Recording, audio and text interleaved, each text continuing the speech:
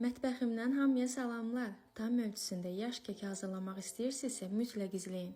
Südə, kakao, yağ, şəkər tozu qatıb qarışdır, ocağa al. Qaynayanda ocaqdan götür. Yumurta ağarana qədər mikserlə qarışdır. Şəkər tozunu əlavə et. Qarışdırdıqca qatı kütlü olur.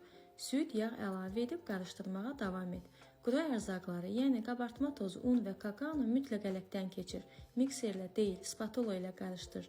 Soba qabının hər tərəfini yaxşı yağla. Xəmiri bərabər şəkildə qaba yay.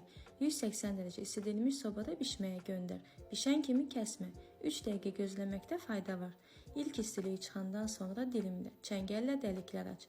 Sousu keksin hər tərəfinə əlavə et. 1 saat dinləndir.